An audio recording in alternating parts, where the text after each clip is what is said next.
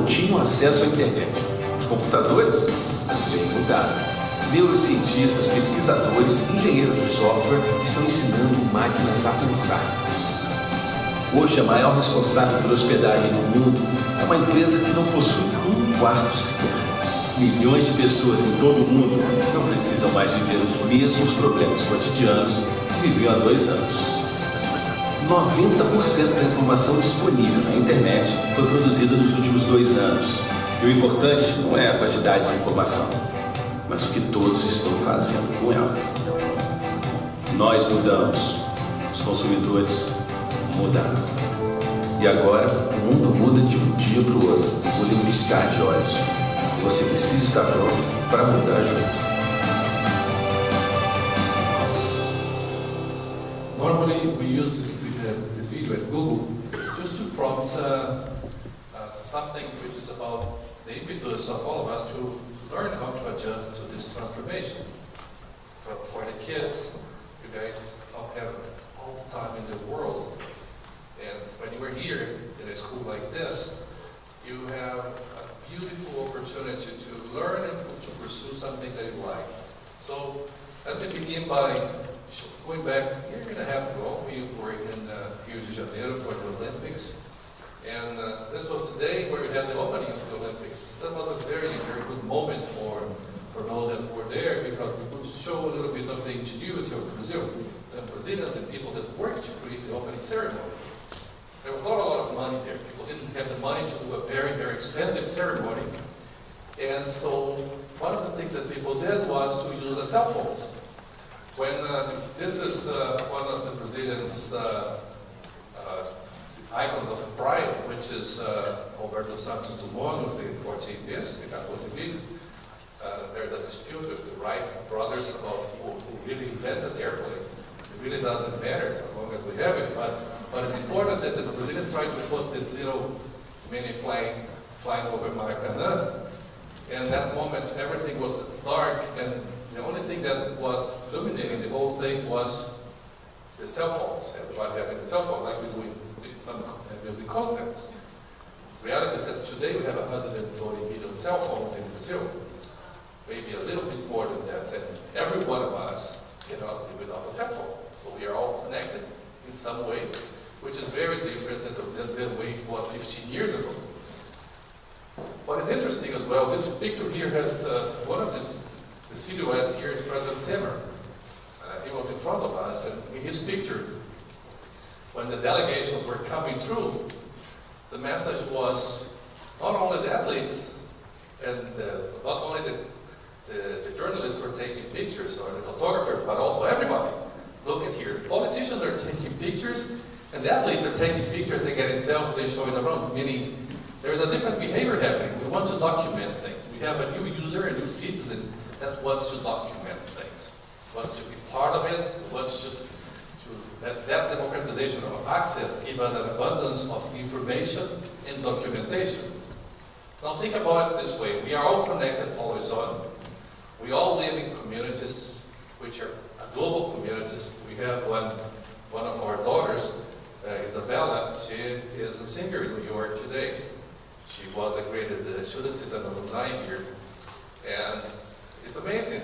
It's an opportunity that we have to connect with people from all over the world that share the same passions or the same interests that you have. So we are all connected, we're all parts of communities. And the reality is that we all try to consume, curate, and create content. It's natural. We all became mini journalists, all of us. We all want to be part of it. And we all want to collaborate at scale. So I'll show some examples of collaboration here, but the reality is that in the connected society, the innovation that we see happening through technology is something that is nothing else than innovation serving the empowered citizens. Well, let me take you a little bit to the story of this beautiful blue ball, blue sphere that we live in. Our planet has 4.5 billion years. We have been here, our ancestors were here for 4 million years. And when we go closer a little bit, the Homo sapiens has lived for 40,000 years. So think about a big party.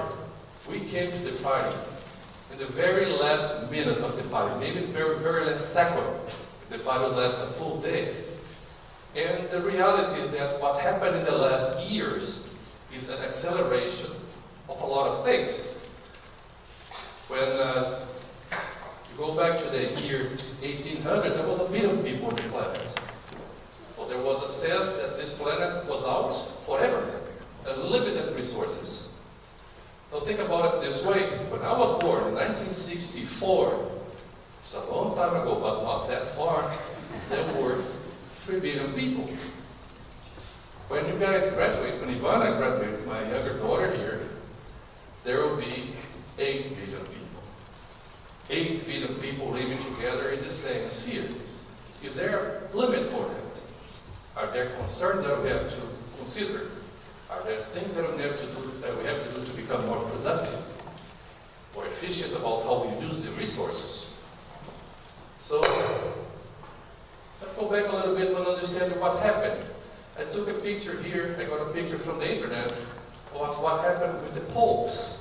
This was the announcement of the Pope in 2005, Benedict XVI, and this was the announcement of the Pope in 2013, the Argentinian Pope that we have now. The difference there, the connectivity.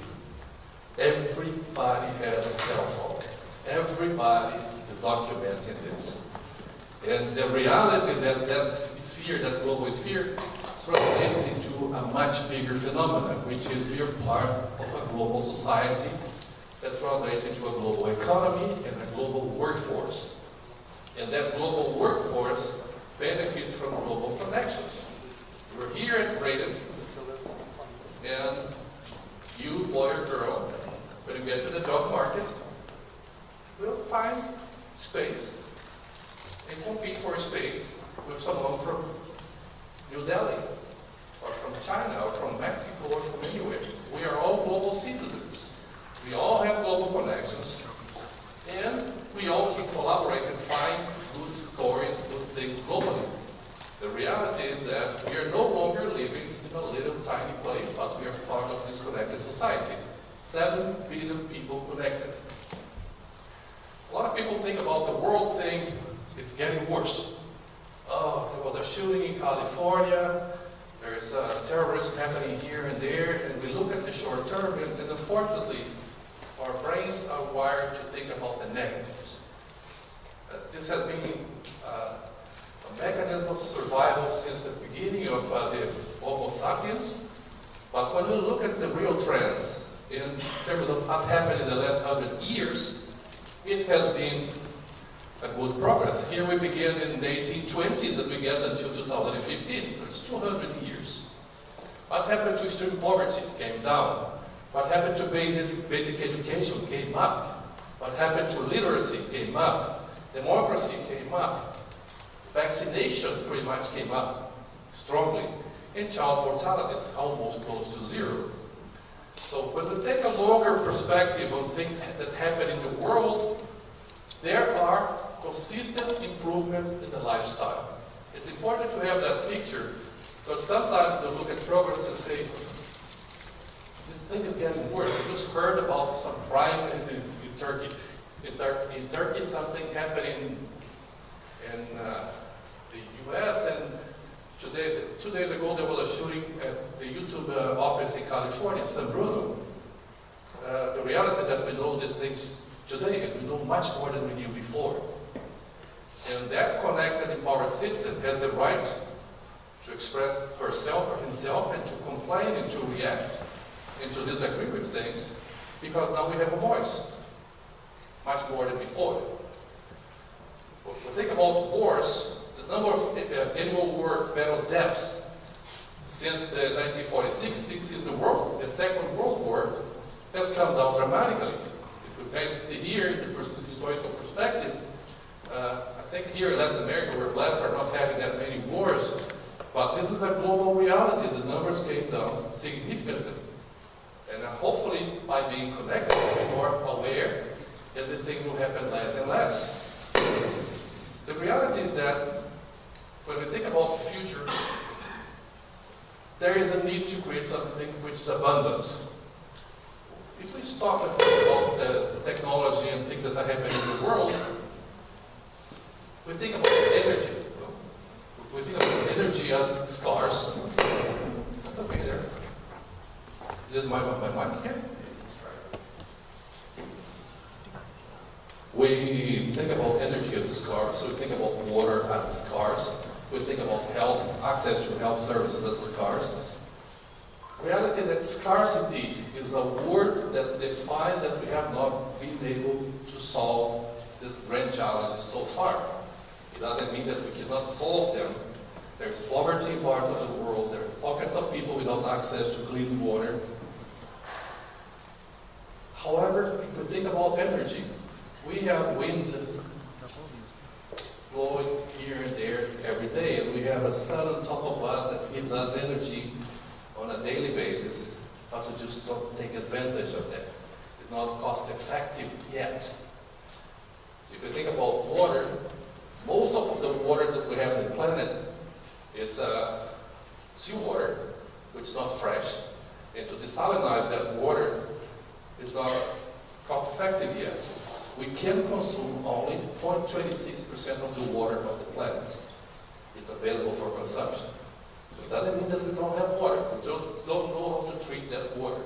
And the same goes for a bunch of other things, about resources that we have not taken advantage. There is a person in California, Mr. Peter Diamandis, that he wrote a book called Abundance, saying the future is better than you think, because there's 7 billion connected people. A lot of them, I hope to be here in the audience, one day will be able to tackle some of these opportunities.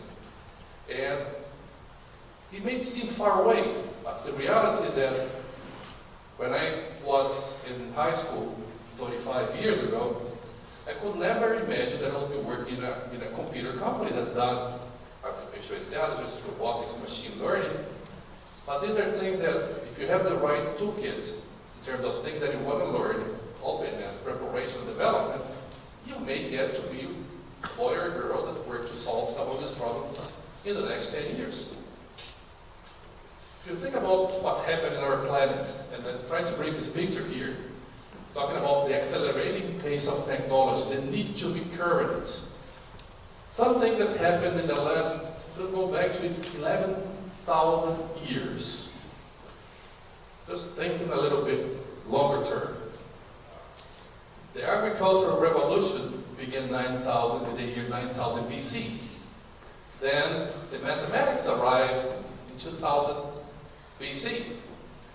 When we began to get irrigation and agriculture, we began to live in cities.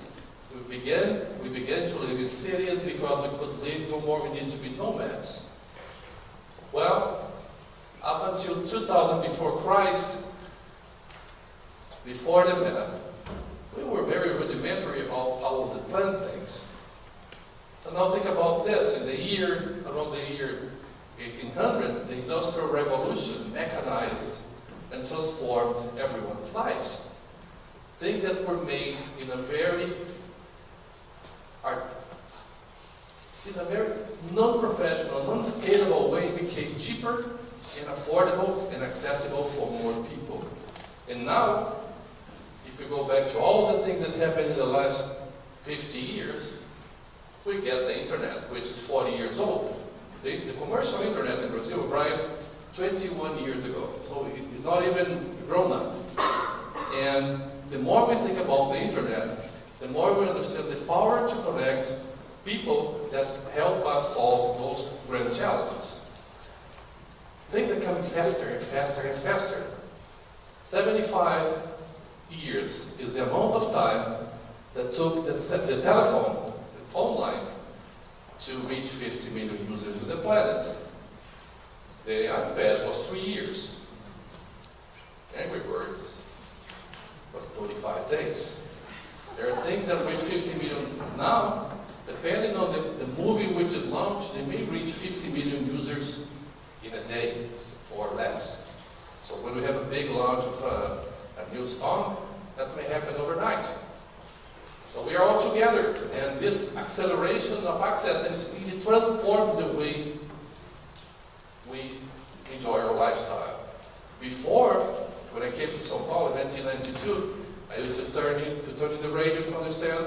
traffic. Now we have Waze. I was able to move from Paulista to here in 29 minutes because we had Waze telling us how to get to the right way. We used to watch live TV. I remember the year was 1975 when we had the first color TV in my house. It's in Brazil, and I was dreaming to watch a soccer game, and my sister wanted to watch the soap opera. There was one TV, and we had to fight for that. Today, that's alternate. Today you watch more what I watch because we had 5 channels and one color TV. Today we have access to unlimited content in terms of video on demand, streaming, YouTube, Netflix, all this. We used to go to hotels. Now a lot of us more and more use Airbnb. We used to shop in stores. Now we can shop in stores, but we can also shop online. Even using Amazon and buying stuff in the US that is delivered here, or using Alibaba, then we get stuff from China to Brazil. Meaning that 15 years ago was unimaginable to think that you could buy stuff in China. And we received this a few weeks later in Brazil, mostly because our service, our courier service in Brazil is not that good because it's outdated, right? Very outdated, very inefficient. So when we have something outdated, other businesses come in. We used to do retail better. Banks in Brazil are very modern because up until 1994 there was a lot of inflation here. So they created the ATMs, the online banking, the remote banking, and the mobile banking. And today a lot of us do not go to a branch anymore. We do a lot of our banking services online, the mobile service. We used to call a cab. Now we can use Uber 99 or Easy Taxi, all these guys. It's funny because I have a friend that he, a 25-year-old guy, he came from the US, worked at Google in Brazil. And one day he said, I'm going to bet on this company. The company is 99. And he's like, Fabio, these guys have a great platform. And I think that I can help them to go global. So a young executive from Google came to São Paulo, quit his job, went to work for 99, and a few months ago we heard about the Brazilian first unicorn, which is a company that's worth more than $1 billion. He sold it to Didi, the Chinese guys, and last week, 2 weeks ago, we were together with Peter Q, which is the number 2 of Didi. Didi is a company which is bigger than Uber, and Peter Q is 29 years old. Oh, but 29 years old, and the guy is like, very smart, and it's makes good money. When I was young, when I tried to meet that beautiful lady there, my wife, I would go to a bar, and friends would put us together. Today, people flirt in Tinder. I hope you guys don't do that thing, right? But the reality is that the technology is just to connect people, give swipe and say, yes, yes, no, no, no. I think it just speaks to a new habit.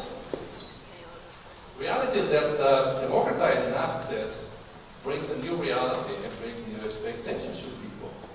And I'm opening up a little bit the picture here so we can get into the transformation. Think about it this way. It's much more transparent to the world. We are working in a sharing economy where we have to collaborate. We have to learn how to collaborate better. We have a bunch of companies and people which are agents of intermediation that their goals change. There's a lot of things happen in terms of innovation and entrepreneurship. You can be your own boss. It has never been so easy to start a company, a startup, to be part of some type of startup. And all the things together create a bunch of opportunities. The reality is that as users, we're much more impatient. If you try to go up to access a service, if the interface is bad, if it takes long to load in your cell phone, you just get out and go find it somewhere else. We are all looking for better, cheaper, faster, and more convenient. If your service or product is not good, it becomes a challenge because there are other people trying to understand how to make it faster, simpler, easier, better, more convenient. Let me give you an example here. When our 2 older daughters went to New York, I was trying to have a look at an apartment. Look at this. That's a a transparent world. All the prices of the available properties are available online. There is no more that sense that I'm lost here. If you go to a place in Abu Dhabi today, you can get a map and you can go to a restaurant and the information is available. We can even know, I want to have a good sushi in Abu Dhabi. Let's find the best restaurants for everything. And we can even know which people ate there and how we can access it with the price and everything. And speaking about collaboration, there's a bunch of companies that work because we provide input. We as citizens provide input. A beautiful example is this one here, Waze. Waze only works well because we are the ones that provide the data that will translate into benefits to all of us. Or a few other examples that we can say, because collaboratively we put it together and we create the content that will make us a society better. One of the most disruptive things that happen when we talk about technology transformation is about the impact in any of the agents of intermediation. And by that I mean the middleman. Whoever is in between two services, if you're buying and selling, there's someone in the middle. That role is transformed by technology. Let me share some examples here. A teacher.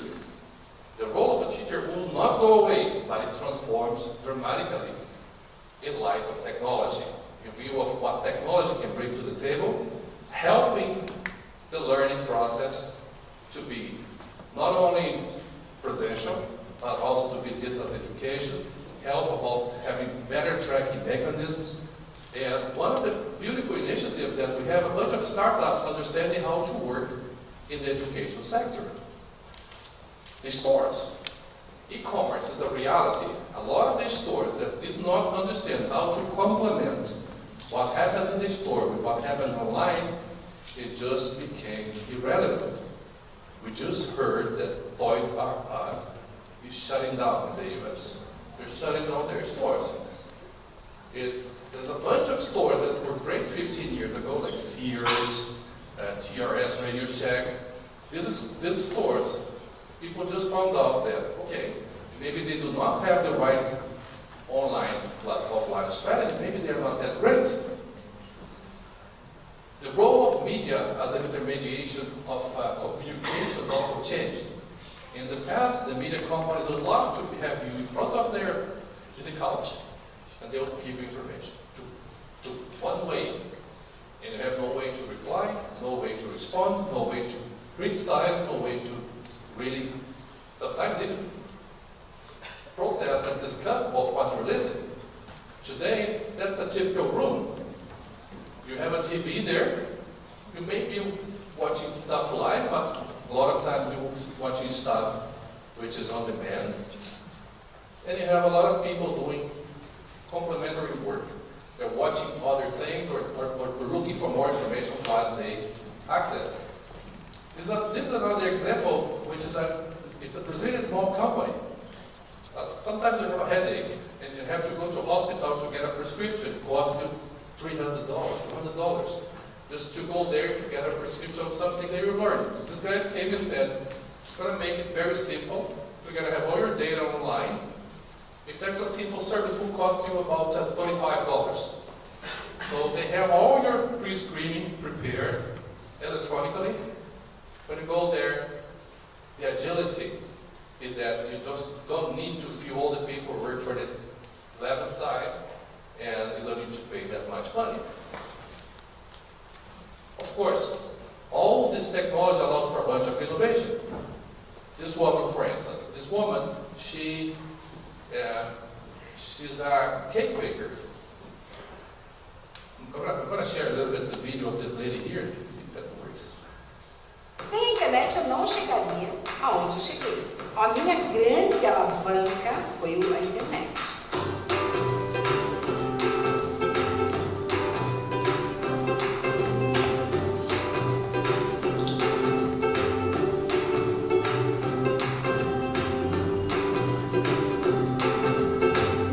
Antes de eu me tornar uma queimizão, eu cheguei a me formar em Direito. Eu sempre levei uma vida de trabalho, estudo. Aquilo vai te dando um desequilíbrio, porque a gente pode exercer a profissão, mas você não pode deixar de ter a sua vida. Isso foi me causando um dano, então, entre a minha saúde e o meu trabalho, eu tive que ir diminuindo, até eu encontrar alguma outra coisa para fazer. E foi a hora que eu descobri que fazer bolo, modelagem, isso era uma terapia, e acabei me apaixonando. Eu comecei a fazer bolo assim para as crianças em casa, né? E o pessoal começou a gostar e eu comecei a fabricar, a montar, e fui me interessando, fui me instruindo, né? E colocava assim no Google, né? Bolo modelado, né? Enfim, vários. Eu falava, nossa, que lindo é esse, ai, que lindo aquele. Aí ia lá pro YouTube e colocava bolo modelado. Aí vinha passo a passo de trabalhar com bico de bolo para fazer os desenhos. Meu filho falou para mim, mãe, por que você não faz um site? Porque você é tão habilidosa aí para fazer essas coisas, mas ninguém conhece o que você faz. Fica só, né, entre a gente aqui. Aí eu falei, tá bom, vou fazer um site. Só que o meu problema era o financeiro, né? Entrei no Google, como fazer o site? Aí me apareceu lá, bonitinho, né? E aí eu fui fazendo, eu fui fuçando, eu fui entrando e fui vendo como fazia. Eu sozinha, eu faço.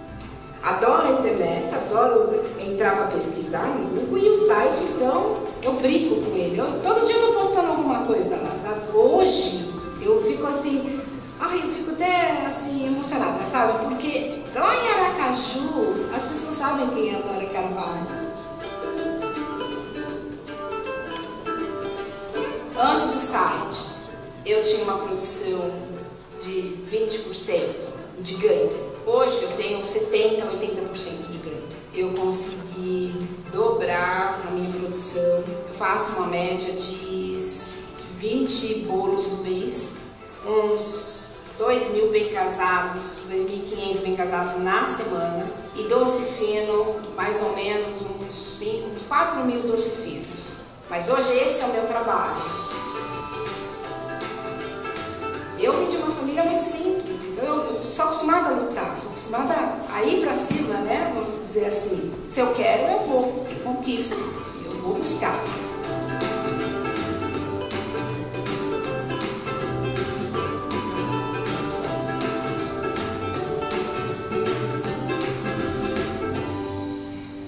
There are thousands of examples of people like this, like Miss Dora, that they have a passion and they connect with people that want their services. Sometimes you have other types of solutions which are nice as well. For instance, today there is a network. When you have an idea, there is one called Kickstarter. There is also Indiegogo. I've got this example here.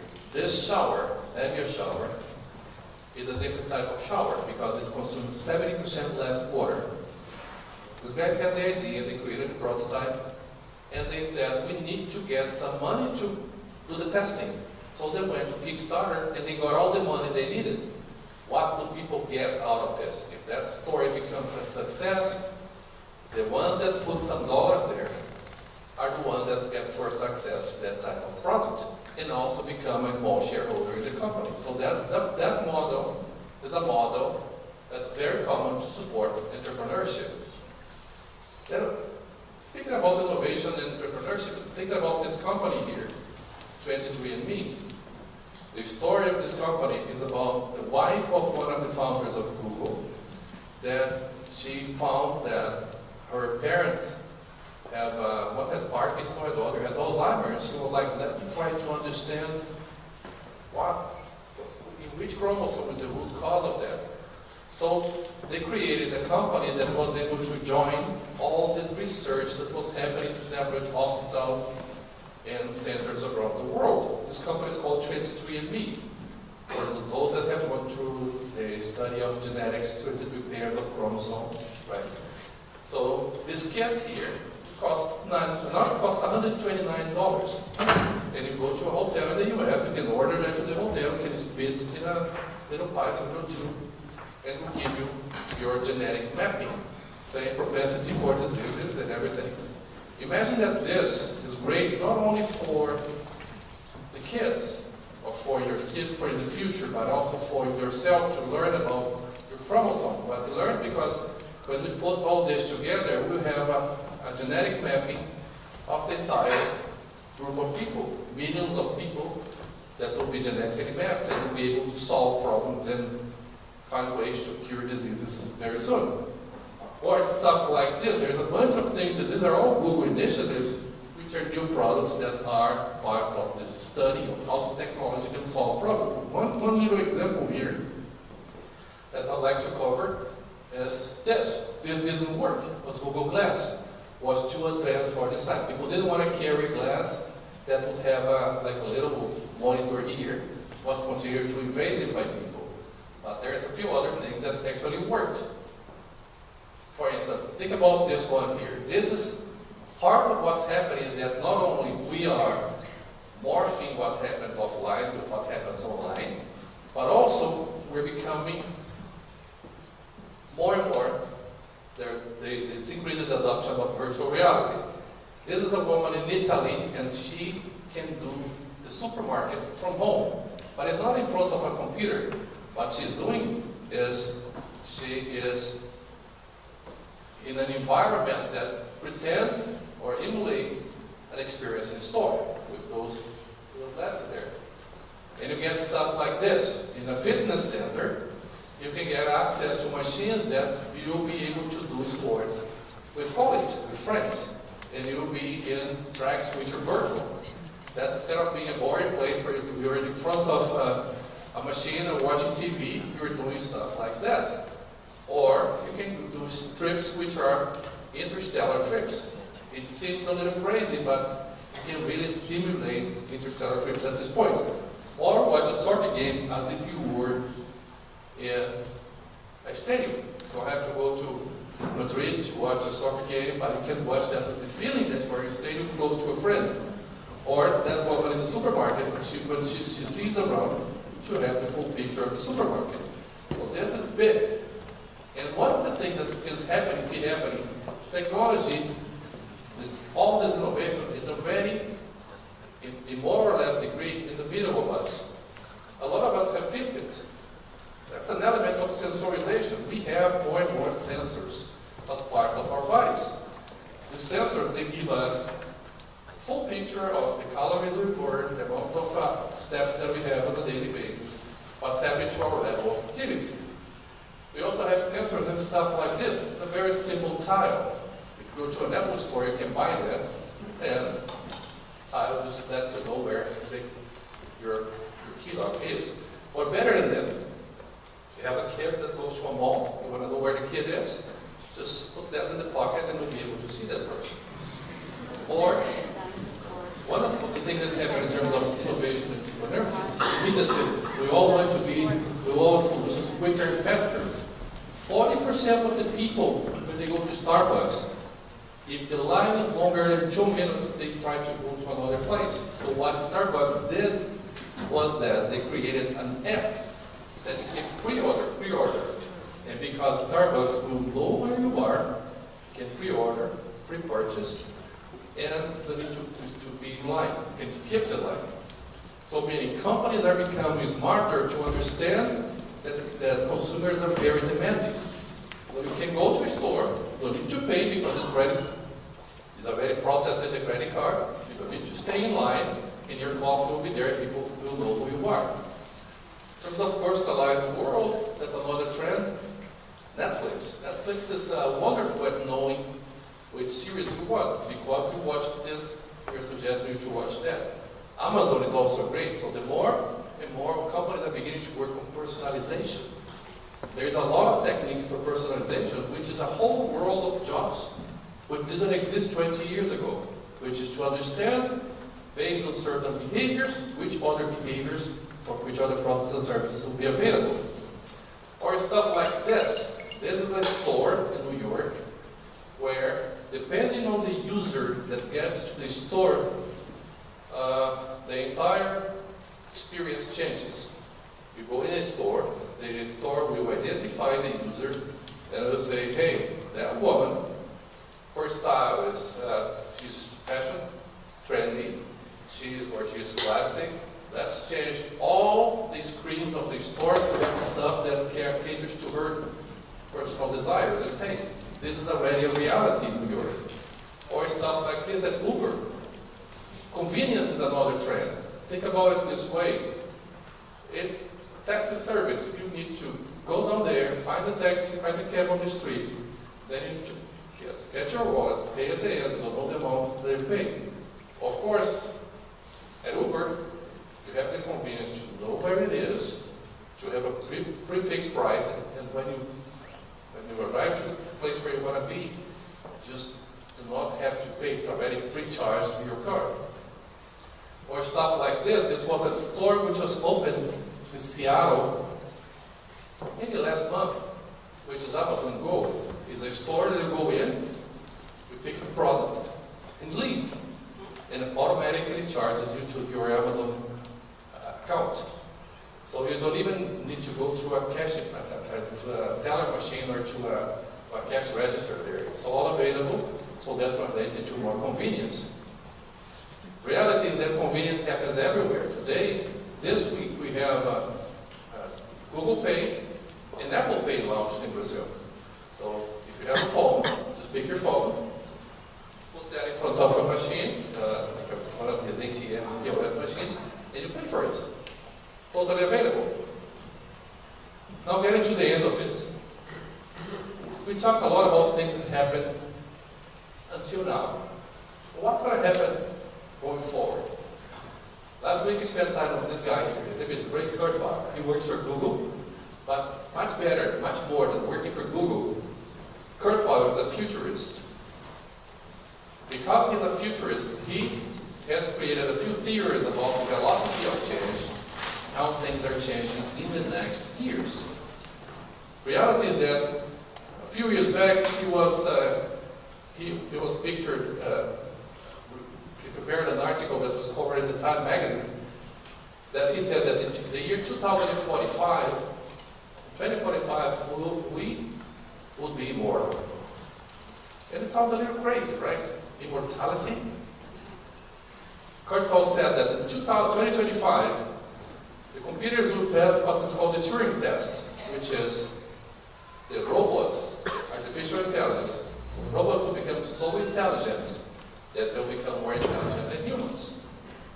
In 2030, the robots will have feelings, sentient robots that you can date. So it sounds a little crazy, right? And in 2045, we'll get into a moment called fabricated reality, and that moment is the singularity. For those that are tech curious, it's nice to learn about singularity. There is even a university in the US, or futurism, called Singularity. Sounds a little crazy, but when you think about crazy, we may look at this and say, yeah, crazy. But also we can look at this differently, say, maybe in between now and then, there are jobs, there is learning, there are opportunities, there are businesses that will show up, that will happen. And if that's part of my passion, I may sort of find a way to get there. As a reference, when I compare and go backwards, when I went to school, there were no computers. No computers. So now I work for Google, right? So how can? What happened there? So 20 years ago, 25 years ago, there were no computers. All things were made, all calculations were manual. The word calculator, HP 41CP, was the Hewlett Packard machine.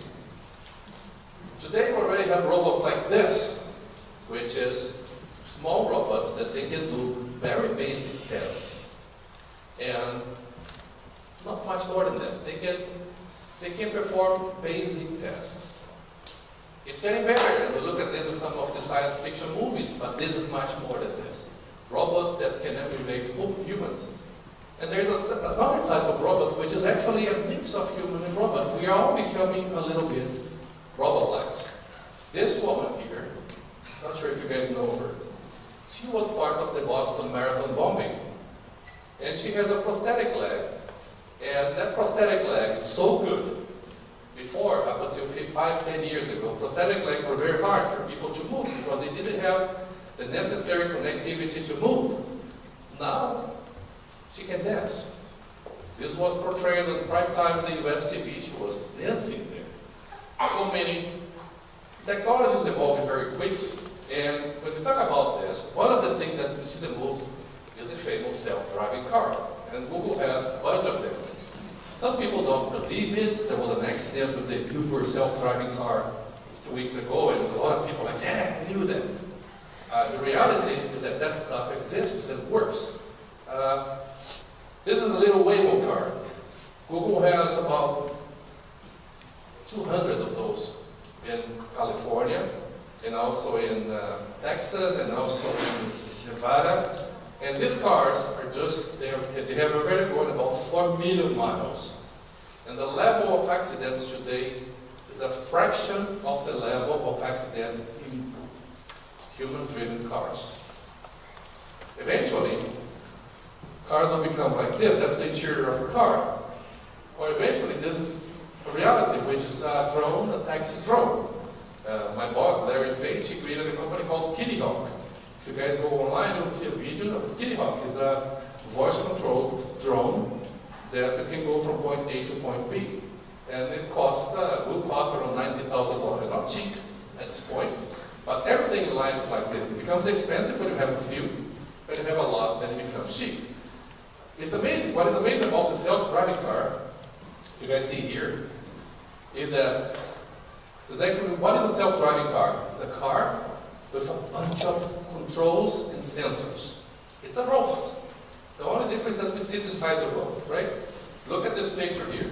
All these cones, the traffic cones, the car is able to not only map that because there are several cameras connected to radars and to satellite positioning, which is called LiDARs, laser radars. And this little car here is able to see that there is a person in a bike here, there is a detour there, and they have cameras to the front where they can see the traffic light, if that traffic light is red or yellow or green. If you tell me this 10 years ago, people would say, impossible. A self-driving car today is a reality. 3 years ago, I took President Dilma Rousseff to California, and President Rousseff, she was a little grumpy that day. She's not exactly a very humorous person, but she was grumpy because that was the day that there were some problems here in Brazil, and she was in California. And the only moment where she relaxed is when we put her in the self-driving car. She was supposed to have a 15-minute ride in the car. We found in the Bay Area a Brazilian driver, a technologist, tech man that spoke Portuguese. And 15 minutes into the game, she was away. Half an hour into the game, she didn't come back, and I was concerned. Like, 45 minutes and the president's not back. She'll take a little tour around the Google campus. When she came back, she's like, oh my God, this exists, this is amazing, it works, the future is here. You guys can do it, amazing. Reality is that, think about all the benefits of the self-driving cars. The amount of hours that we can save, the amount of accidents that we can save. You can, for those that want to go out and drink, you can drink in the car, take you back home, which is great, right? But more important than that, the moment that we know the routines of all of us, if we want to share our routines in the system, the traffic will be better, and maybe we don't need to have a car. We don't need to own a car. Today, transportation is a scarcity. Not all of us have access to good transportation. Some of us that are more wealthy that have access to a school like this, we all have cars. Not true for everybody. A lot of people stay in buses, and the buses are packed, and all of us leave home at around the same time. We go back home at around the same time, and there have these huge traffic jams, right? That's a way to improve it, because by knowing that we have more people sharing cars, and by knowing that we have more, we understand better routine, imagine what we have an experience with Waze today. But to put cars on top of that, and these cars are all self-managed. So we'll be able to have less cars. The objective of Waze is not to give us the best possible routes. That's the objective of Waze today. The objective of Waze is to eliminate traffic in the world. It may sound a little crazy, but that's the reality. The end goal is eliminate traffic. From self-driving cars to self-driving shared vehicles to self-driving drones. It doesn't take very long to be there. The next Commercially available drones that will be available in Dubai this year. So, also think about this. You may not be able to see there, but this is about image recognition. It's already a reality. Machines today can understand with 96% accuracy the faces of all of us. This is a picture where all these squares are in the face of people here. See a bunch of small squares, and only with that little shot and based on machine learning and artificial intelligence, the algorithms are able to say all these people which are in this room are person A, B, C, D, and E. If that's something that the person wants, and if that's something that will have any value. Here, for instance, you can see the emotions of these people. This person is surprised, this person is happy, this person is a little bit happy, not very happy. And you have stuff like that, which is machine learning today can understand what is a person, what is a cat, what is a helmet, and we pretty much can learn about this. It's an area of technology which is AI, artificial intelligence, machine learning, which is doing much more. Take this example here. This machine learning, sometimes I think about those big computers. Actually, the reality is that it's available here. When I go to my phone, which is a Pixel phone, or it could be an iPhone from Apple, but this is a Pixel phone. If I touch Ivana, I'll have pictures of my daughter since the day she was born. We have about 20,000 pictures of people in general. Problem is that up until recently, those pictures will be stored in the machine, and then when you trade up your cell phone, you just miss that, or you put that in floppy disks. Today it's all in the cloud. How to organize that? So innovation is making sure that we have the best possible information available if that stuff matters to you. Now think about it this way. Another way to have innovation happening, we talked about image recognition. There's another one which is voice recognition and translation services. This is the final ceremony of the Paralympics Games in Rio in 2016 as well. So what they did, you guys know that not all the Brazilians speak that great English, so they asked Google to provide the translation services for this ceremony, and we did this here. Good evening, ladies and gentlemen. Welcome to the closing ceremony of the Rio 2016 Paralympic Games. Boa noite, senhoras e senhores.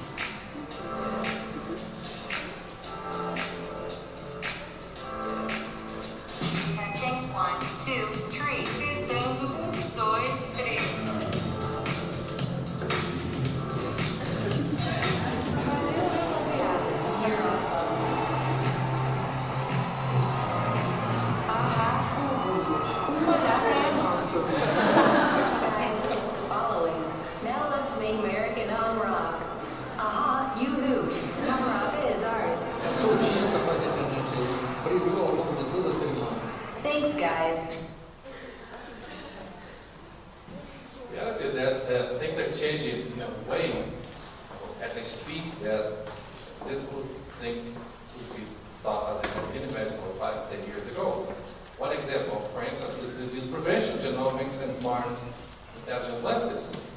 This is a reality already. There is an app that you can, by based on the analysis of the eyes of a person, you can understand if you have a heart problem. There's another example here, the 23andMe that I mentioned already. So by doing that type of kit, you understand a little bit more about your genes. And there's another one, which is the partnership between Google and Novartis, where it sounds like very complicated, but the reality is very simple. What you have there, you have 2 layers of silicon, which makes a contact lens. Then there is a battery here in the middle. There is a wireless chip. And there is a tiny set of lights in the middle. What happens? We're able to understand the amount of glucose that you have in your eyes, in the tears. Based on that amount of glucose, when you sort of blink a little bit, first you send the information to your cell phone about the right levels of glucose here. So it's real-time information. Second, when you blink a little bit, when you blink, there is a little halo here which is red, means that you need to take the glucose, you need to take the insulin. If that's blue or green, it means that it's okay, so you're good. So that is actually a service that works as a real-time alarm to have people understanding when insulin is required. Think about it this way. Does it sound crazy to think about lab-grown organs? It's happening already. Those that will study medicine, they may think, I may not need to understand math. Reality, there's a lot of coding behind this. There is a lot of things happening when you talk about genomics, when you talk about biotech, that will make this stuff become part of our lives. Lab-grown organs. Or this. Not sure if you guys know, but the cows are great contributors to global warming because they fart. And they destroy the ozone layer up there. It's amazing here. Look at this. Methane emitted per animal per year. Cow, it's about 265 pounds. Sheep, 12. A human, 0.26. We need about 90 liters of water to produce a burger. It's amazing. So we sometimes we think about being cautious. When I find someone which is a vegetarian, sometimes we crack jokes about being vegetarian with friends. But I begin saying, thank you. You're helping us to save the planet because we cannot afford to have so many cows in our life. How do we love burgers and love meat and love steaks and everything? So, what about this? Lab-grown food. There's a company in California called Impossible Foods. Impossible Foods, they have a burger which is almost as good as the burger that we can get from the cows. Let me put it this way. If I had to eat burgers 4 times a month, I would eat 1 cow-sourced, cow-originated burger, and 3 could be the other ones. That would be okay, acceptable. We're doing some good for the planet, right? So, this type of innovation, there's a lot of people thinking about this. That means that when we think about the planet and that curve that I've shown about the population, we didn't become overpopulated because we learned how to do substantially more with the same amount of land. I mean, genetically modified products are coming. Better seeds, better use of land, less pesticides, and a lot of that is happening now. We're beginning to bring drones and AI and machine learning to agriculture. Reality is that there's a lot more coming, but let me just throw a little bit of trends of things happening here. Artificial intelligence, sensorization, 3D printing, drones, Internet of Things, robotics, nanotechnology, genetics, spatial discovery. All this is part of one common trend, which has to do with something that we have been talking a lot with Mr. Gordon here about what to do at school, which is STEM. It's great to study arts. It's also important to study science, technology, engineering, math. Because the more and more, these jobs will become jobs that they're not just about building things, they're thinking about creating the next layer of innovation that comes when we talk about all these trends here put together to make us live better. So, now back to you guys. Think about the kids here. A lot of kids which are in high school. A lot of parents say, how do you prepare? How do you prepare for this? For what you prepare? Because jobs that will exist 15 years are not the jobs that we have now.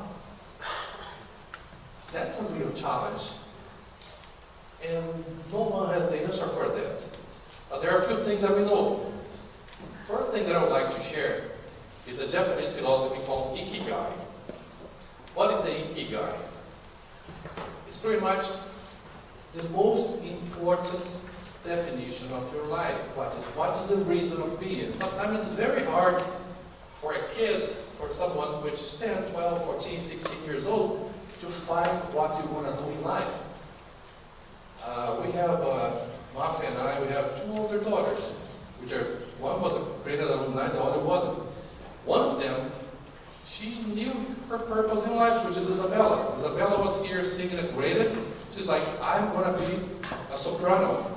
That's what I want to do in life. If I have to My lifestyle will depend on that thing, but I'll be happy doing that. My passion is very clear. Our other daughter, Juliana, like, hey, you know what? I'm not sure about what I want to know. And I'm like, it's okay. Not a lot of people know what they want to do. Not a lot of people have a defined career when they're 14, 15. It's not even fair to have that type of ask, but you need to think about what you like. So the Ikigai is a Japanese concept. It speaks the reason of being, and it speaks to this, what is the right point here? That's the ideal point. It combines what you love, to what you're good at, to what the world needs, what you can be paid for. Sometimes we have people that they love to play soccer. They're not good about playing soccer, maybe they'll not be able to be very successful. Maybe there's people that will do that better than them. Some people, they love to make money, but they hate to work in the financial market, for instance. Are you going to do that just for money? What is the purpose of life? That's very important, because whatever you decide here will be the next step. Then you go to school. And then after going to school, you go to work. And when you go to work, you work 11 months a year in something, right? From sometimes from 7:30 or 8 o'clock to 7 o'clock p.m. And that becomes a big portion of your life, it's your professional life. So it's very important to think about this, to invest some time, to discuss with friends, especially because you all have access to information. I want to be a surgeon. Okay. Do you think you like it? Do you think that you have the skills to do that? What are the skills required? Do you like it because it's fancy? Or because you watch Grey's Anatomy? Or because a lot of people think, I want to be like a Madonna, or Madonna is not anymore, Katy Perry, right? I want to be like Katy Perry. Okay, because, tell me more, right? So the Ikigai is very important, especially because today, reality is that we don't know what you're going to do in 15 years. I'll be lying to you all if I tell you that I knew that I'll be working in technology in the future. I'm an engineer, and the reason that I decided to be an engineer in 1979 is because my father was an engineer. And I admired my father. Like, okay, because you do that, he did that and he's doing okay. I think I'm going to do that. I'm good at math, so maybe I went to engineering school like, not sure if I like that. But I know that I like to do with people, I know that I like to do doing things in a very innovative way. So maybe I can move, and I like data. So if I like data, I like innovation, maybe life will take me to another road. And that's what happened. At that time, the most important thing was this, IQ. IQ, intellectual quotient, to be smart. It's important. You didn't change. But there are two other layers which are important as well. The second one is EQ. That's about 20 years in concept, which is because we all connected, because we are not working alone anymore, because we do work in collaboration. Even homework we have to do with friends over the internet, right? We need to co-create and collaborate and all this to be able to emotionally share in a nice and productive way is very important, more important than ever. But IQ and EQ together are also part of that. Recently, there is a third Q, which is also very important, which is this, the adaptability quotient. The ability to learn and relearn and relearn and relearn all the time. Because I know graded is important in your lives. But the reality is that whatever you're learning here, in 10 years you're going to learn again and again and again and again. I'm 54 years old, and I learned more in the last 5 years than I learned in my entire life. And when I left the university, I thought, I don't have to learn anymore. That was the biggest mistake that I thought. I'm like, I don't have to learn anymore. I'm done with studying. Reality is that when things are changing so quickly, when there's so much happening around us, if we do not learn all the time, we become irrelevant. Individuals or companies. Think about the company that just doesn't exist anymore. Not a bunch of them, right? Nokia was a great company. Best cell phone 15 years ago was Nokia. They didn't change enough. Some people did things better than them. Well, today they are those of what they were in the past. And you can think about companies in many industries that did not keep evolving, making changes, adjusting, making progress. It happens everywhere, in every industry. So what can you do now? Now, what can you do? The reality is the most important thing here is to prepare your toolkit. You guys are kids that are part of this amazing community. It's a great school. One of the reasons when we came to Brazil 8 years ago, me and my wife, we came back to Brazil from a decade in the US, was like, okay, let's go there because I want to reconnect with family. And there's a good job in Brazil that also, let's take that into consideration. But one of the key drivers of satisfaction for us here was rated. Because we saw that our kids would get great, high-quality global education, which is that toolkit there that you need. And that toolkit needs to be complemented. In itself, it's not sufficient. It needs to be complemented by constant learning curiosity. You need to develop the teamwork skills, and grade is a good place for that. You need to cultivate the relationships because whoever you're going to work today at school may be your good friend and business partner tomorrow or the day after tomorrow.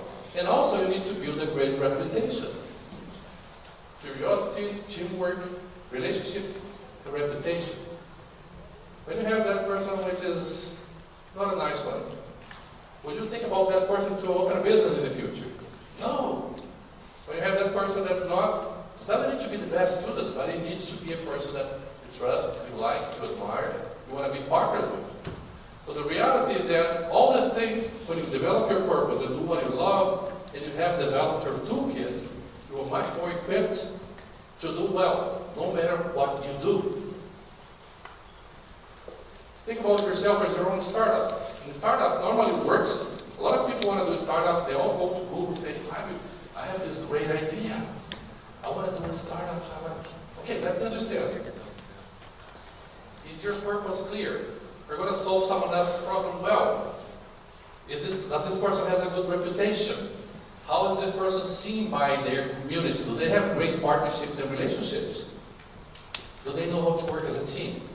If you have those skills, be that for a startup business, be that for an individual, you're going to function well. And you're going to go ahead and have success. No matter what you do. Some people look at me and say, my goodness, this guy's lucky, he became the president of Google and that. Actually, there's no luck in this process. What you have there is a lot of preparation, and then you have the right opportunity. So what I'm asking you here, I'm telling you is that what you have that you can do now when you see all this technology changes happening right in front of our eyes is prepare. And prepare doesn't mean that you need to know everything about everything. Prepare means that you need to somehow check the box here. If you check these boxes, you'll be getting more prepared to be a good citizen of the world. And if what you want is to be successful, you will be. If you want to make money, you will be. Okay? Now let me just finish. I have maybe 3 more slides just to close with a little bit of my personal journey. This city here, for those that are from São Paulo or from outside Brazil, is the beautiful city of Vitória. Vitória is a small town in the state of Espírito Santo. It's about 1,000 kilometers away from here. I was born there. I was born in Vitória. Vitória, don't know many people from Vitória, right? It's a small state in Brazil. The only individual that people know from Vitória is Roberto Carlos. And he's not from Vitória. He's from a city called Cachoeira do Itapemirim. So when I was in Vitória, I knew I had clarity about my purpose and my aspiration. I wanted to be a good engineer. I knew what I had to do, but I also knew that I had to compete with kids from São Paulo, from Rio, from Belo Horizonte, from great schools, and I was in a pretty average school. That's what my parents could afford, but also at the time that was what was available there. So I left Vitória, and I had to go to Rio, but before making that cut to Rio, the drivers of this change that drove me to think big, there's 2 guys here. They're my parents. They're still alive. My father is 86. My mother is 74. There's 2 guys here. When I was 9 years old, When I was 7 years old, they said you need to study English. And at that time, 1971, not a lot of people studied English. I have a little bit of an accent, but that's okay, right? I was not the greatest student, but I can get by with the English the way it is, because there are other things that make it up for that. The reality is that those two guys here, when I was 7 years old, they told me, you need to study English. English? Why? Because the world will become global. And when I was 9 to 10 years old, there was an opportunity to go to Disney World. Sometimes kids today think about going to Disney World like, yeah, I'm going to Orlando, maybe twice a year.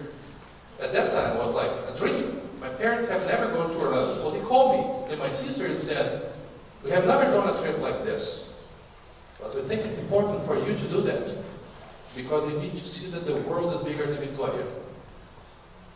And we want to invest in your future. So from Victoria, 15 years later, I was graduating in Harvard. That's the picture. That guy there, very good looking guy, right, Victoria? That's me at the age of 25. Because somehow there was a little bit of a spark that was created by that inspiration. The world is bigger than my own place, and if I do it right, if I find the right elements, I will be there. Today, what I really care is about making sure these people, they feel well about what I do. My parents and my family. Every day that I wake up, I think about, am I doing what is right for this world? Am I doing what is right for my family? Am I behaving ethically? Am I doing what is best for them? Will they feel proud of me? Those are the things that really matter to me.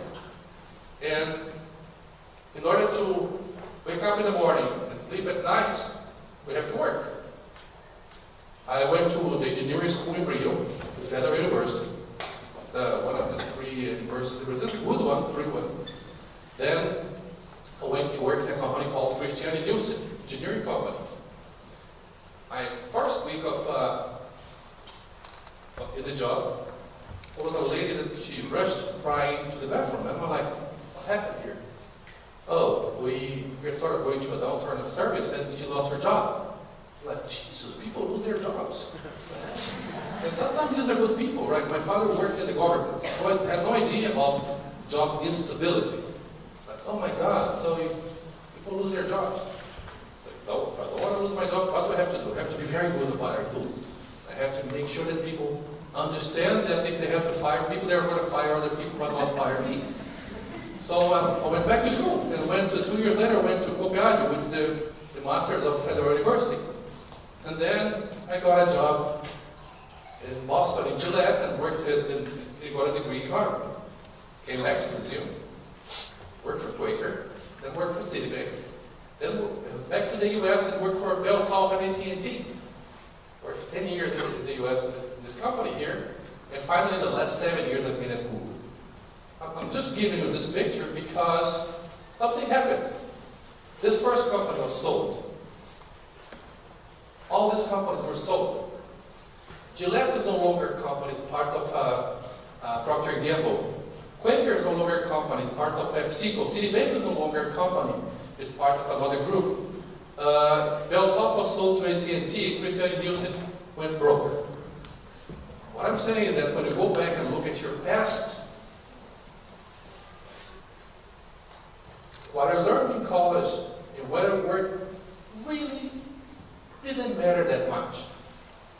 What really mattered is how I continually came back to learn and relearn and learn again. And how to tackle problems and how to access people.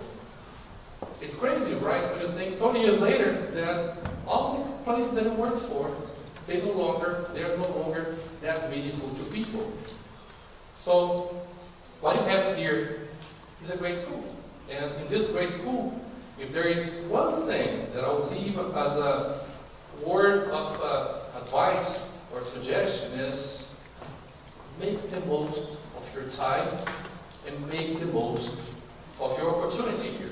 Whatever you want to do, but just remember, you are having a chance to come to the best American school of Latin America, to connect with great people, And by doing that, to create relationships and knowledge and connections that will help you for the next 40, 50 years. And by doing that, I'm sure that will make a lot of people happy, people that have aspirations and expectations around the investment in your education. Okay? So with that, I'd like to say thank you and be open for questions and answers.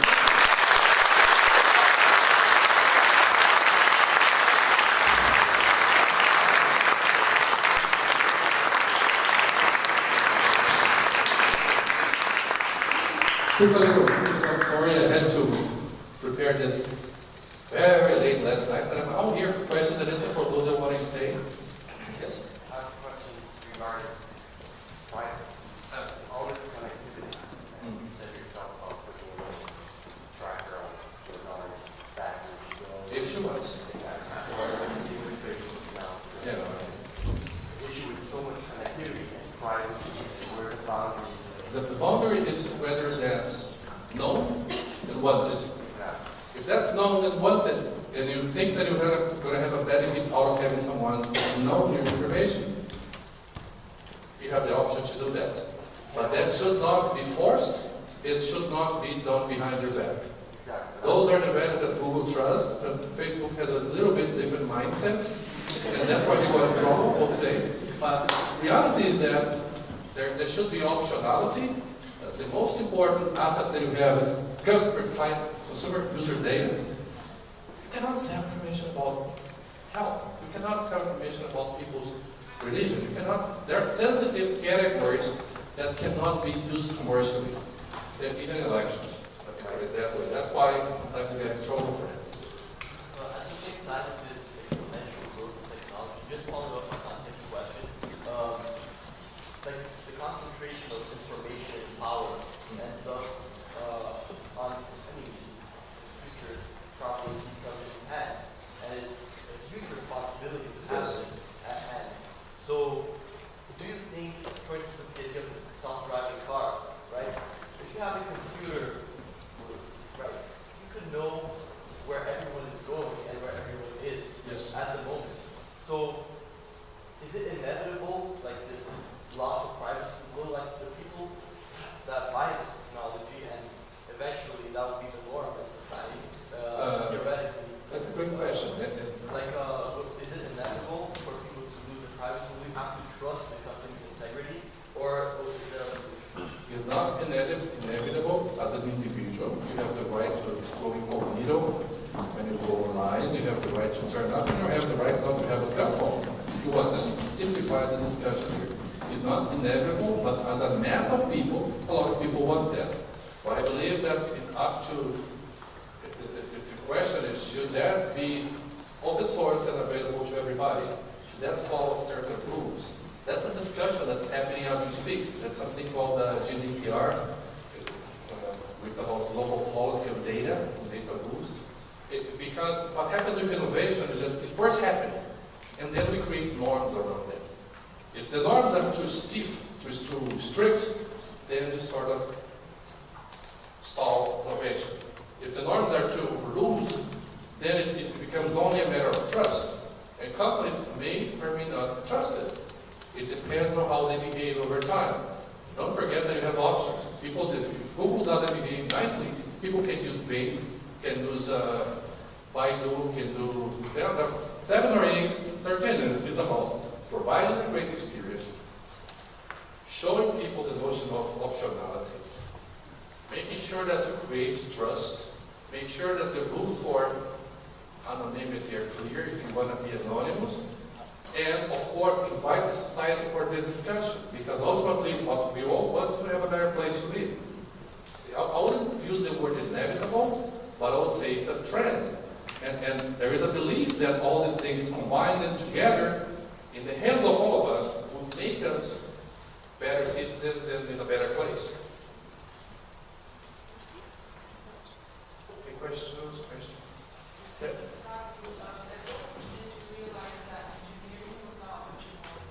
I'm sorry? At what age did you realize engineering was not what you wanted? At what age I did realize that engineering was not what I wanted. Maybe in the first year.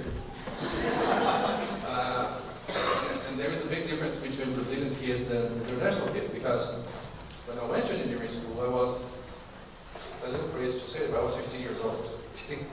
So I went to Rio, and I lived away from my parents. And I had that in my brain that Rio was about beaches and girls and everything. And when I went to Rio and I had no money, I was in an engineering class, and unfortunately there were 77 men, 3 women. And I had no money, I had to take 4 buses, 2 to go and 2 to come back from the Little Fundão. And I'm not sure if I didn't like engineering, I didn't like that lifestyle. Away from my family and with no money and very tight on everything. So I ended up looking at engineering saying, I like part of it, but I'm not going to give up. There's got to be something that I'm not a quitter. I'm going to stay here for 5 years, try to understand which part of this I like.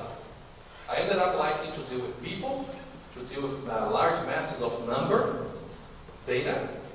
Ended up seeing that there was a part of engineering I liked, which is called production engineering. And today people call it engineering de produção, I believe, right in Brazil. And I like, this part I like. So I gave myself some time to understand that part of engineering could morph into business, into administration. I ended up working later, and when I left, I ended up working in the production part for the engineering company. But again, sometimes we learn, it's hard to say, I don't like it, I'm not going to do it. When I came back from Boston, that's a good story. When I came back from Boston, I worked in the global headquarters of Gillette, in the famous Prudential Tower in Boston. And the president of Gillette called me and said, hey, Harvard boy, 2 years in Boston, right? I said, yes. So you're in marketing? Yes. I'm going to put you to sell. And I'm like, oh my God, what did I do to deserve a sales job? But my reaction, being very open, and they gave me a card, written Gillette at the door, and I became a sales rep.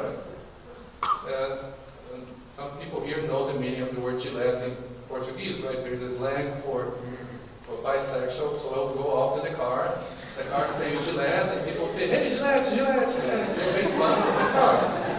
And the company used to put Gillette to stamp Gillette at the car door, so you wouldn't use the car at night. Okay? That's a car to use during the daytime when you're working. So when I got the sales job, my first reaction was like, how many years or months I have to stay in sales?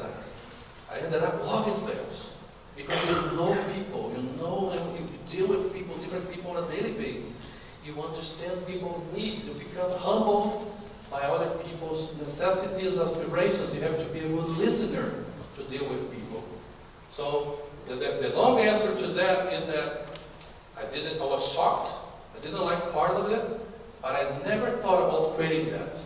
So I decided that from that first experience, that would lead me to other experiences, to a different type of learning, that eventually would be what I wanted to do. I didn't have the Ikigai theory in 1980, right? So and my parents didn't have the reach to explain that. Yes? Google is nowadays like an agglomerate of companies and ideas, and you as like the commander-in-chief in South America and worldwide, you have so many things to take into consideration when thinking of the future. So how do you manage to choose the right path when there's so many? Because Google is obviously like doing research, it's doing how do I manage to choose the right path when Google is sort of involved in so many things? That's a great question. I would say first you need to have the best possible people around you, and you need to trust these people. And when you hire great people, and technology is very powerful today because I have 24, 22-year-old employees that they know much more about me than many things. Because today, if you're curious about something and you want to learn, you'll be good at it. Ivana is 12 years old. Ivana cooks much better than I do. Right? Because she has a talent and she learned that in the internet. And she learned that reading books, and content is available, information is available.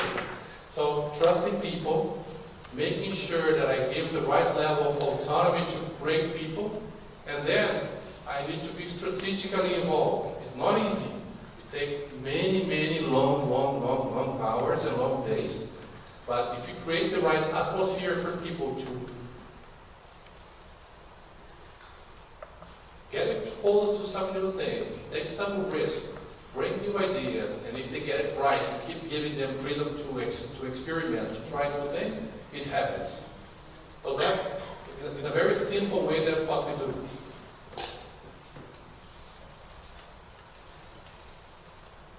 Okay? What do you have to say to people who think that having different personalities that on their phone? What I have to say about people that, when people spend too much time on the internet on the phone, I would say it's all about what you do with your time. If you're on the phone, and a lot of people here are on the phone now. If you're on the phone and you're checking stuff, that's okay. What I don't like is when the use of the phone is just for basic recreation. You are not learning something about it, and it becomes a futile type of use. And this hasn't changed from 40 years ago. I used to fight with my sister because she was watching TV all the time. I'm like, okay, it's the same thing now. Watching TV on the phone. There was one landline in the house, and my sister would spend 2 hours on the landline. I'm like, do something more productive. Just don't gossip so much with your friends or watch this basic TV stuff. So the quality of the interaction is very important. No matter whether that's on the internet or outside the internet. That's one thing. The second one is some companies have tried to come up with a concept which is fear of missing out. They feel FOMO. Reality is that we should find the best possible breaks between being online and being offline. We don't have to be online all the time, and it should not be something that should be encouraged, because life exists way beyond computers or cell phones. So today at Google, we are looking at tech. We're trying to develop a new concept called responsible tech, and we want to emphasize and appreciate, instead of the fear of missing out, the FOMO, the JOMO, the joy of missing out, which is spend some time offline, spend some time doing stuff which doesn't have the necessity to be connected. And it's really important that you balance these things. I think it's great when you are in a time crunch and you can do stuff online and do a bunch of things, and you don't need to go to a bank agency. You can pay a bill online, or you can send money to the US in a click. But that doesn't mean that your life should be only that. We as individuals need to be much more harmonized between work, free time, family time, personal things, and that's pretty much how you balance your time, and you renew your horizons, and you recharge your batteries, and have vacation, and vacations try to be a little bit detached as well. One of the things that I love about Ivana going to a summer camp in the US is that she stayed 35 days without a cell phone. Right? She goes to a place called Camp Lennox, and in Camp Lennox they say the type of connections that you have here are different. Connectivity is not only about machines. Machines help us to connect better, but it shouldn't be only connectivity in itself that way.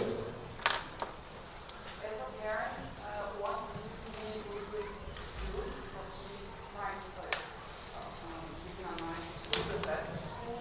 What are the things that you think we can give to prepare them for the As a parent, I think every kid is an experiment, right? It's, we wish their best, and the team is here. We wish their best, and we hope they do well. But I think they need to follow these rules, and they need to think. I wish my kids think about their lives the way my wife thinks about ours, and the way I think about ours. When we wake up in the morning, we wake up thinking about, am I doing the right thing? It's going to be a great day. I'm positive about things. I'm going to do well out there, and I want to be a great citizen. That's it. Whatever they do, if they follow the basic rules, they become relevant to society in any way. If they're good at what they do, they'll be successful. So I just wish that our kids, they are good at what they do, and they do good things. And they build a good reputation, and they are able to understand that they have an opportunity in life. Because the worst thing that can happen is that you get to an age of 40 and you say, gee, I missed the boat. I did not do the right things at the right time. And today, the reality is that we're living longer. We're living 70, 80, 90. There's, in technology, people say that the person that will live 150 years is already born, is already in between us here. So if we're going to live 150 years, we need to really learn that we need to make money to live that many years. Right? And to make money, to be healthy, to be successful, and that takes that combination of assets. Learning ability, ability to network, a good reputation, and constant learning, and to be a good citizen. How do you work yourself up from working with that sales where you are now? Because you're people into this. How do you get from there? From a salesman in Gillette, from a salesperson in Gillette to the president of Google, that's 25 years of work. But like, how do you get to, how do you work yourself up? Because obviously Google is still big in 2011. Yeah, but I was in Gillette in 1990. I know where Yeah. how much time do you 7 years now, here in Brazil. But what happened is, how did I build myself up? Every day trying to be better than the day before, learning new things. And from Gillette, being a lousy salesperson in the first months, be a good salesperson in the beginning, in the middle, then they brought me to marketing. And when I was in marketing, that's a good story, I forgot to you, but when I was in marketing in Gillette, we launched a product called Gillette Sensor. Well, like 3 blades. Now they have 5, right? The match 5. Once they don't have 25 blades. But the Gillette Sensor was the best product that Gillette was able to launch in Latin America, in the world. And they put me in charge of that launch. So I became a little bit more visible because people trusted me. And so one day I got a call from a headhunter saying, hey Fabio, 1992, Mr. Robert Warren, which is a father of an alumni here, he said, I think I have a job for you in São Paulo. We are looking for a marketing director for a company that has a product which is isotonic. I'm like, what the heck is an isotonic? He's like, it's a product called Gatorade. We'll launch Gatorade in Brazil. And I'm like, I don't know what Gatorade is. But let me try to find it. So I went asking people, because there was no internet in 1992, right? And I asked a bunch of people, said, what is Gatorade? Oh, Fabio, it's a drink developed in the University of Florida for a football team called Florida Gators by a doctor called Dr. Robert Cate. That's why Gatorade. In that drink, and when you drink it, it absorbs faster and quicker. And that because now we are living this generation, which is like geração saúde, the health of that generation, this is not going to explode in Brazil in the next 5 years. You know what? It's a good thing. So I moved to Quaker, became marketing director, was there for 5 years. In 1997, I got a call from Citibank saying, we need a marketing director that knows how to move products. So they hired me to be the marketing director for Citibank. So it's like one thing that drives to another thing, that drives to another thing, that drives to another thing. And all of a sudden, one company called Google said, we're looking for someone that knows how to run this, and these things, and we think that you're the guy. See, was not that I prepared for that, was not that I aspired to do that. It was something that happened because some skills that were developed over time became relevant to a certain company. Okay?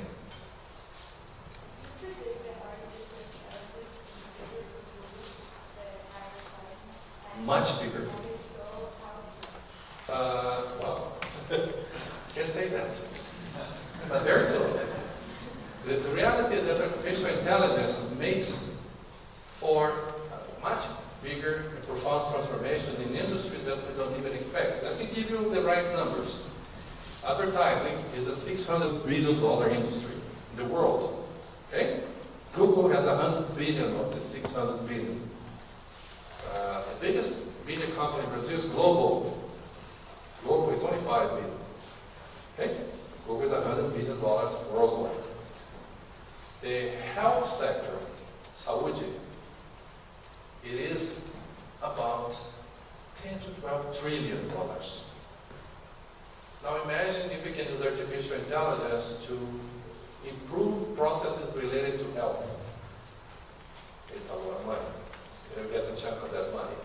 Agriculture is a huge business. To produce better food using less pesticides, more food per square kilometer, that's a huge business. So those are the businesses where you being the enabler of artificial intelligence solutions, the company will make a lot of money in the coming years. There's been a lot of talk recently about us being a generation, society in general being a lot more focused on instant gratification. You get a notification on your phone, and instantly just wanting to check that. And maybe because of that, we're having a harder time waiting for things. Like you said yourself in the presentation, that if people see that the line for Starbucks is longer than 2 minutes, they'll just go somewhere else. And arguably, that can make it harder to, as a patient, to work on longer things. And maybe working for 25 years, you go from Gillette all the way to Google. And how can Google, or how do you see that we can help fix this problem in society? That's an excellent question. I would say we all want instant gratification. There is the story about the cookie, right? You can get one cookie in the morning. You know about this experience, the cookies? They leave a cookie jar and say you can have a cookie in the morning, or if you wait until the end of the day, you can get 2 cookies. And the kids that got 1 cookie in the morning, they didn't want to wait. They didn't do so well in life. They didn't do so well professionally. That experience just proves that persistence is important. I'm not saying that you should not go for instant gratification in certain moments, but those people that eventually become more successful professionally are people that combine all these assets with a bunch of persistence. I would say if there is one asset that I brought from my parents is persistence. It's like you don't give up. You don't give up. And some people think that, okay, the guy is president of Google, he goes there, he tells people this and this and this. This week, we're Friday today, I had 2 lunches. I had lunch twice. All other days, I had to eat something in my office because I have back-to-back meetings. Do I need to do that? It's just about trying to do it right. And this was an exceptional week that took me more work time than needed. A lot of people, they say, oh, that's too hard, let me give up. It's an option. And then, I would say, whatever you define as important in your life, you define your lifestyle, you define the consequences that your behavior brings to your lifestyle. I've often thought about joining the right assets, the right attributes to be self-sufficient. That experience that I shared, that I saw a person, a woman crying because she lost her job when I was young in Christian music, that experience brought me the realization that I need to be self-sufficient. One day I cannot depend on a company when I'm 50 years old. I need to bring the necessary levels of assets and skills and connection with people and the emotional persistence and balance to be able not to be at the mercy of the market. But I think, yes, your point is very well taken.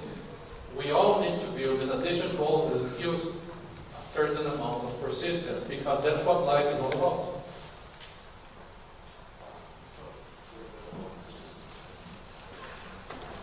You talked a little bit about persistence, and I completely agree with you in my personal experience.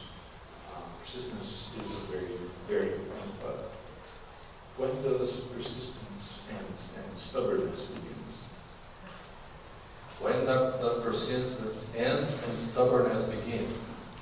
I would say it's a very personal decision and answer. When you feel that there is no hope and no way to better the situation where you're in, and that maybe you should be pursuing and exploring other options.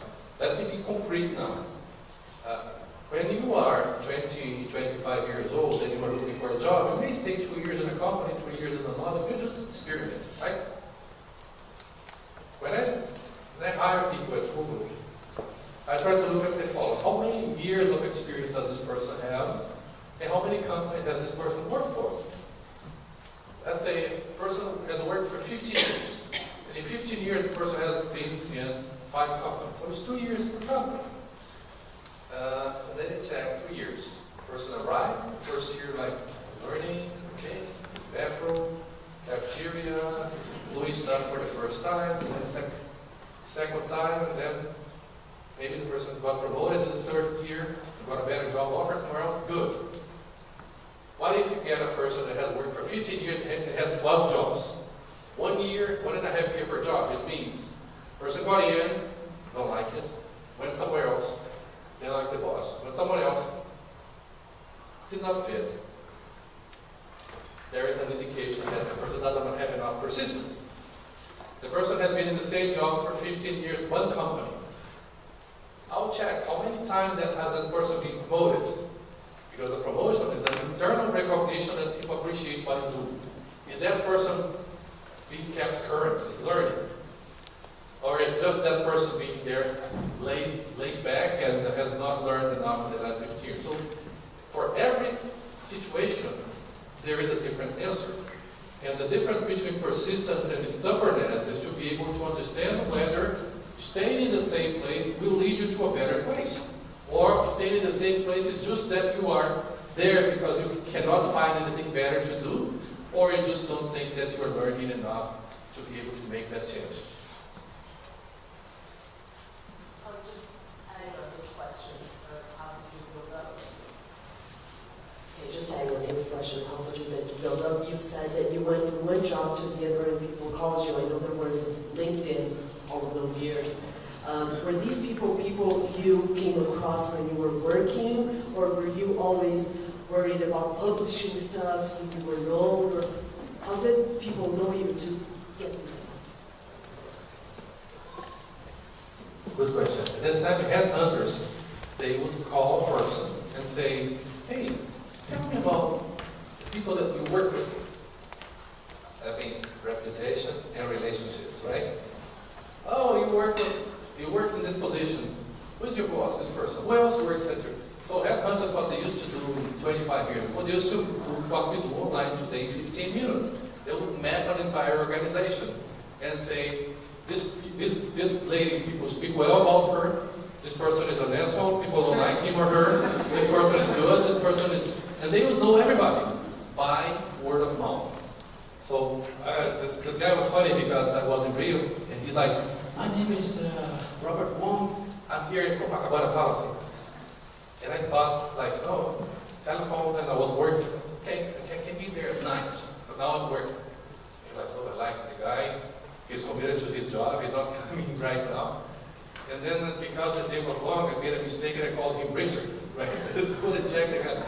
So eventually, he told me, oh, I heard about you from several other people that work with Gillette and in Gillette, and that's pretty much how he said, you are one of the candidates, not the only one. And I had to go through an interview process, and eventually ended up coming to São Paulo. So how would you explain to the kids in the room what it is that you do day to day as CEO of Google Brazil? Well, there's a hammock there in the office that I sleep there every day. There's actually a hammock there for some power dance stuff. That's not my... What we do on a day-to-day basis is to try to help, on one end, to make the Google platforms better for users. And Google has about 100 platforms, but 7 are very big, which is the search engine, YouTube, Maps, Chrome, Android, Waze, and what? There's another 7 there. So there are 7 big ones, okay? All these platforms, and Gmail, yeah, thank you. All these platforms they are in the ballpark in Brazil of between 100 to 65 million users on a daily basis. Always talk the entire country, right? And you need to make those products better for the users. The other part of my job is to make sure that companies they can connect to those users. And then I spend time visiting the great company that we have in Brazil, connecting to people and trying to explain and help them connect to those users, those potential users and people that become buyers of their products. In the search engine, we declare our intentions, right? And by declaring our intentions, you can go there and say, I want to eat sushi tonight. There will be a series of restaurants there. If people want to pay, they go on the top and they become the sponsored links, right? Link patrocinados em português. And that same happens, that same goes for YouTube and etc. etc. Of course, if you're looking for a car, a company like Volkswagen or GM or Ford, they'll try to be close to the top and they'll try to connect with those users. I'm extremely simplifying something which is much more complex than that, but to make sure that users and advertisers connect is pretty much part of my job. In order to make this happen, there's a group of 1,000 people, that all of them, 1,000 people, meaning 1,000 aspirations, 1,000 individuals that deserve respect. They want to have a career, and I want to make sure that we treat them the best possible way. So I spend a lot of my time making sure that we empower and create the conditions for people to work better.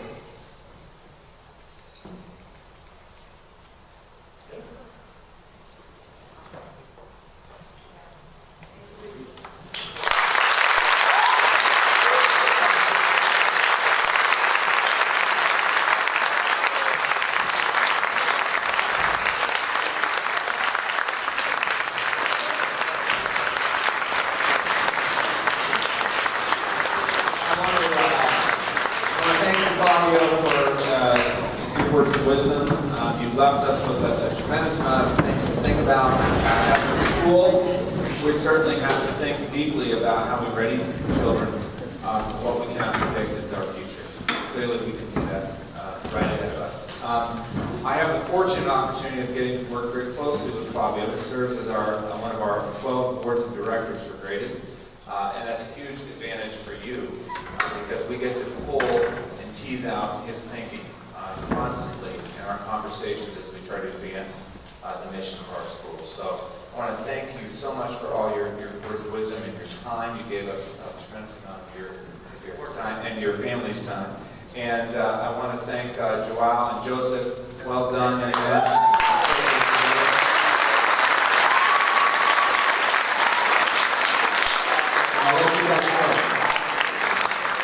We thank everyone for coming today. It was a great event. We thank Fabio for your time. It was great. And we're inviting everyone for some burgers and milkshakes right now. So have a bite. It's going to be delicious. Thank you very much.